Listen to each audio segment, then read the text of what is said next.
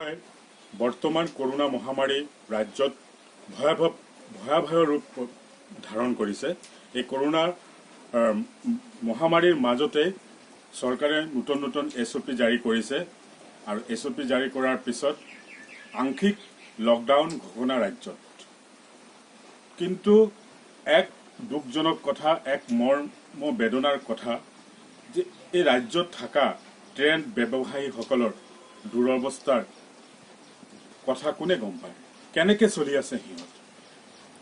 বিগত বছৰ কৰোনা মহামাৰীৰ সময়তে বিভিন্ন অনুষ্ঠান প্ৰতিষ্ঠানৰ লগত বিভিন্ন মেলমেজৰ অনুষ্ঠান, বিয়া বাৰু, শ্ৰাদ্ধ এইবিলাকত টেণ্ট কোম্পানী ব্যৱসায়ীসকলে বিশেষ কাৰ্য পোৱা নাই।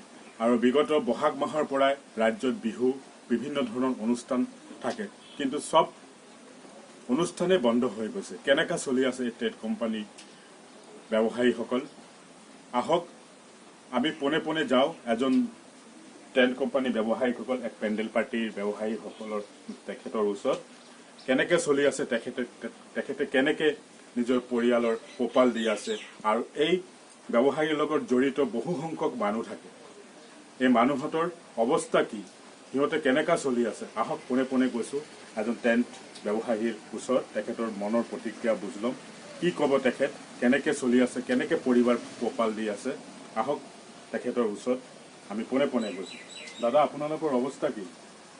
অৱস্থা বহুত বেয়া, কাম কাজ নাই, ঘৰতে বহি আছো। এইটো এই ৰেচন চাউলটো এইটো আৰু কিবা চব্জি লৈ যেনে তেনেকৈ খাই কৰি আছো, জীৱনটো পাৰ কৰি আছো।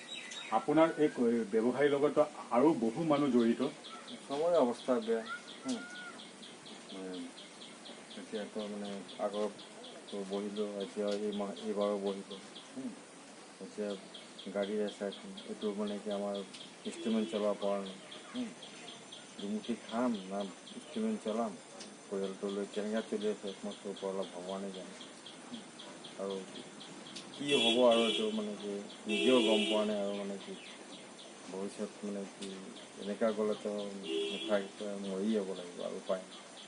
বিভিন্ন বিয়া বাৰু বা বিভিন্ন অনুষ্ঠানত আপোনালোকক এতিয়া মাতে নাই? নাই, চব বন্ধ, চব বন্ধ। এতিয়া 5জন 10জনৰ কাৰণে কি পেণ্ডেল বনাব, এতিয়া ঘৰতে এনেকৈ অনুষ্ঠানটো হৈ যাব।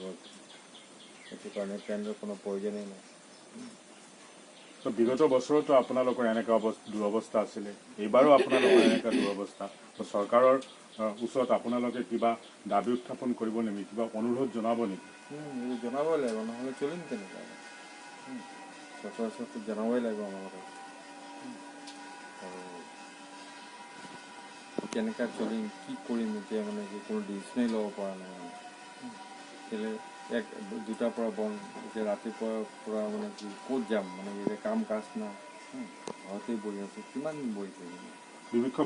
বিভিন্ন আৰু বেলেগ ব্যৱসায় বাণিজ্য আছেনে আপোনাৰ? নাই, আৰু বেলেগ একো নাই। এইটোৱেই এতিয়া 30 বছৰ হৈ গ'ল, এইটোৱেই কাম কৰি খাই আছোঁ, বেলেগ কোনোতো চান্সেই নাই। এইটো লাষ্ট এইটো কৰিয়ে খাম বুলি ডিচিশ্যনেই নহ'লে বস্তুবিলাক কি কৰিম। সেইটো আপোনালোকৰ অৱস্থা মানে পানীত হাঁহ নচৰা অৱস্থা হৈছে। তেনেকৈ আৰু এতিয়া মানে এতিয়া বহি আছোঁ, একদম মানে টোটেল বহি আছোঁ, আৰু কোনো 10 টকা ইনকাম কৰিব কোনো ৰাস্তা নাই। হয়, এই টেণ্ট কোম্পানীসকলৰ অৱস্থা খুবেই দুৰৱস্থা চলি আছে। আজিকালি বিয়া বাৰু বা বিভিন্ন অনুষ্ঠানত তেওঁলোকক নেমাতে। চৰকাৰে যিটো SOP জাৰি কৰিছে যে 10জনৰ ভিতৰতে বিভিন্ন অনুষ্ঠানবিলাক পাতিব লগা হয়, পেণ্ডেল চেণ্ডেল একো বনাব নোৱাৰে। আৰু এই পেণ্ডেল পাৰ্টিহঁতৰ নেমাতে আৰু সিহঁতৰ কাজ কৰ্ম বন্ধ হৈ গৈছে। আৰু এই পেণ্ডেল পাৰ্টি বা টেণ্ট কোম্পানীহঁতৰ লগত আৰু বহু মানুহ জড়িত থাকে। সেই মানুহবিলাকৰো অৱস্থা খুবেই বেয়া। আহক আমাৰ মাজত এই টেণ্ট কোম্পানীৰ লগত জড়িত মালিকৰ সহধৰ্মণী আছে, তেখেতে কি কয়, তেখেতৰ মনৰ কথা মই বুজ ল'ম। তেখেতে কেনেকা সংসাৰ চলি আছে। তেখেতেতো গৃহিণী, কিন্তু আজি যদি মানুহজন ব্যৱসায় কৰি অৰ্থ উপাৰ্জন বা ৰেচন পাতি আনি দিব তেনেহ'লে তেখেতে ঘৰ চলাব পাৰে। আহক তেখেতৰ মনৰ কথা বুজ লওঁ, তেখেতে কি কয়। বাইদেউ কি কেনেকৈ চলি আছে আপোনালোক এতিয়া? এতিয়াতো কাজকৰ্ম নাই, 2 বছৰ হ'ল, এবছৰ কৰি। এতিয়া যদি আমাৰ চৰকাৰৰ ফালৰ পৰা কিবা সহায় কৰে তেনেহ'লে আমি বহুত ভাল পাম। এতিয়া পেণ্ডেলত 10জন 5জন কৰি মাতে, বিয়া হয়, তেনেকুৱাই পেণ্ডেল নবনায়। তো কি কৰিম আৰু, তেনেকুৱাই আছোঁ, ঘৰতে বহুত কষ্ট হৈ আছে। যদি কিবা সহায়ৰ হাত আগবঢ়ায় তেনেহ'লে ভাল পাম। হয়, এই পেণ্ডেল পাৰ্টি ব্যৱসায়ীজনৰ সহধৰ্মিনী এটা কথাই কৈছে, যদি চৰকাৰে যদি এই টেণ্ট কোম্পানী সকলৰ কিবা সহায় কৰে তেনেহ'লে তেখেতে লাভৱান হ'ব। কিন্তু কথাটো হ'ল বৰ্তমান সময়ত সিহঁতৰ বহুতে দুৰৱস্থা, অচল অৱস্থা হৈ পৰিছে। তেখেতৰ লগত জড়িত 11-12জন আৰু কৰ্মচাৰী আছে।